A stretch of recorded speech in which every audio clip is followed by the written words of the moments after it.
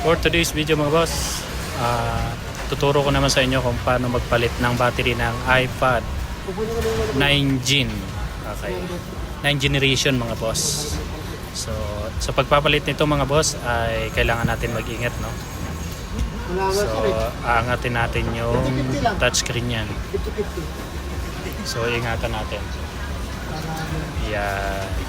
So, dandahan lang tayo dyan mga boss kasi medyo sensitive pag nagpapalit na battery niyan. Ayan, panoorin nyo lang muna mga boss. So, dandahan lang yan mga boss. So, hanapan natin ang counting butas yan. Ayan. So, yun.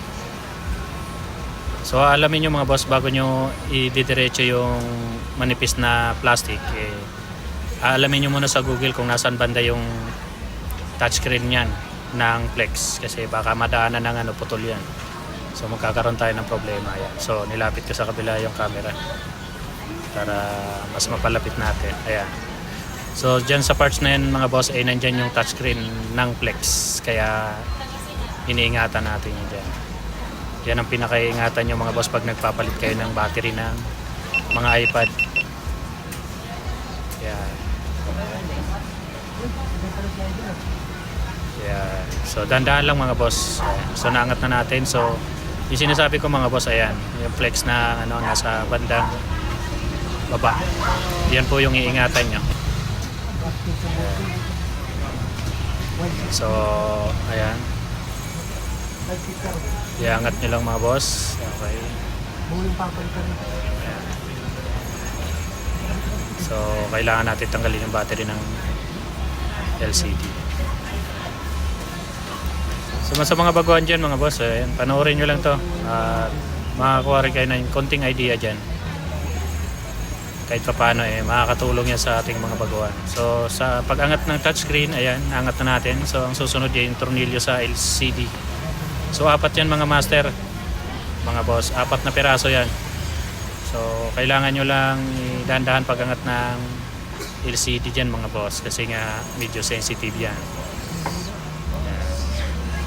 So dyan mga boss, pag hindi pa nabuksan ng unang gumawa yung iPad, ay mayroon dikit yan sa may bandang kanto-kanto, 4 ang kanto niya, so 4 yung dikit.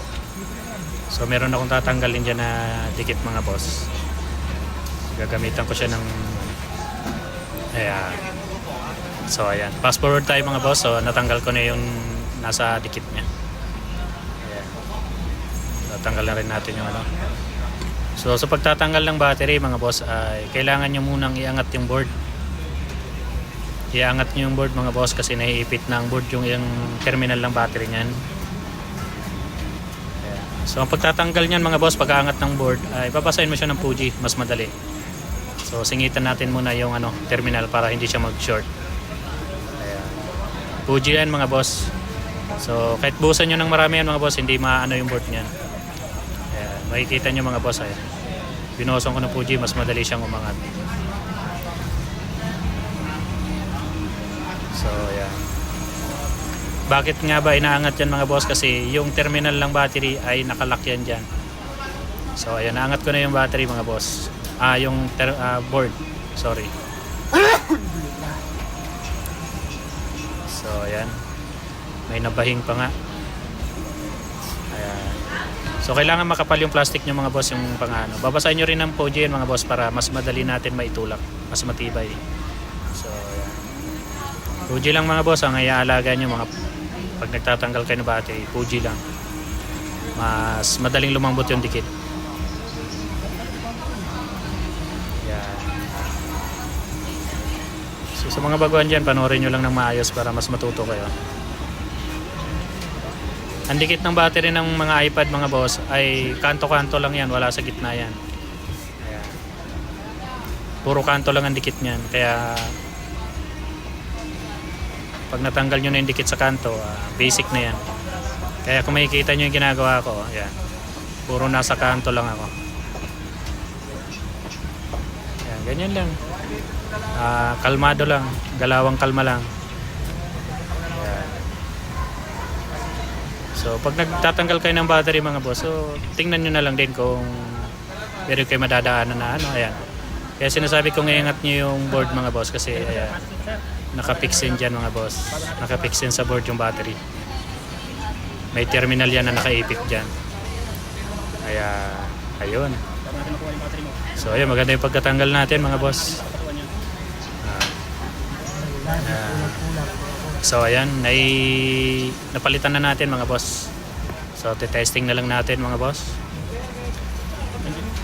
Yan, kakabit natin yung LCD. So testing na natin dyan mga boss yung battery natin nilagay. Yan. Siyempre, first step, buhay natin. Yan, okay naman mga boss. So dyan pala mga boss ay hindi ko napansin na nalupat pala yung GoPro ko, kaya pasensya na kayo mga boss. Thank you for watching.